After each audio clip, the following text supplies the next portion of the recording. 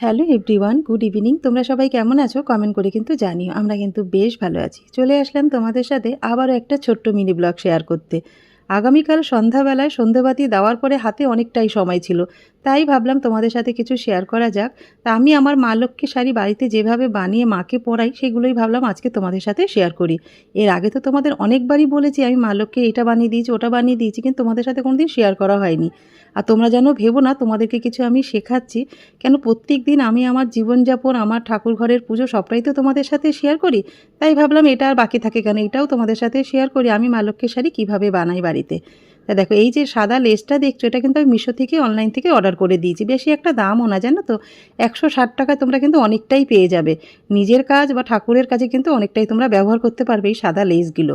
আর মা লক্ষ্মীর শাড়ি বা ঠাকুরের যে কোনো পোশাক কিনতে গেলে প্রচুর দাম নেয়, জানো তো।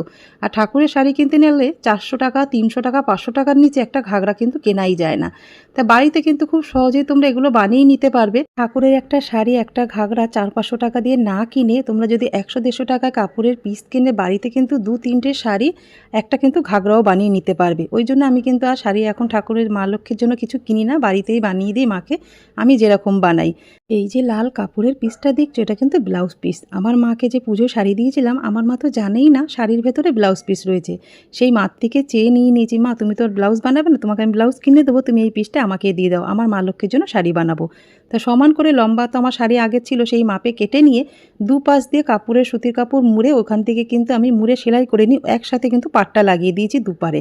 যখন তোমরা কোমরের দিকটা একটু কুচি দেবে সেইখানে কিন্তু পাটটা লাগাবে না, যেরকম করে আমরা শাড়ির ফলস লাগাই না সেরকম করে কোমরের ধারে যে ফাঁকা জায়গাটা রয়েছে সেই জায়গাটা হাত দিয়ে দেখো আমি একটু কুচি কুচি দিয়ে নিয়ে ওপর থেকে কিন্তু ছোট্ট করে লেস কেটে ওখান দিয়ে সেলাই করে দিলাম।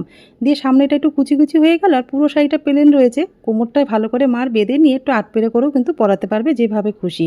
তারপরে শাড়ির সাথে তো একটা ব্লাউজ লাগবে, সেই মা লক্ষ্মীর ব্লাউজ বানানোর জন্য ছোট্ট একটা কাপড় 4 কোনা করে ভাঁজ করে গোল করে মাথা থেকে কেটে নিলাম, তোমরা তো দেখলে। তারপরে কিন্তু গলার দিক দিয়ে একটু লেস লাগিয়ে নিলাম আর দু সাইড দিয়ে একটু লেস লাগিয়ে নিয়ে সেলাই করে নিলেই কিন্তু মা লক্ষ্মীর ব্লাউজ খুব সহজেই বাড়িতে বানানো যাবে। মা লক্ষ্মীর ব্লাউজ বানানোর পরে আমারও কিন্তু ব্লাউজ একটু লেস লাগাতে ইচ্ছা করলো। লাগানোর পরে কেমন লাগছে কমেন্টে কিন্তু জানিও।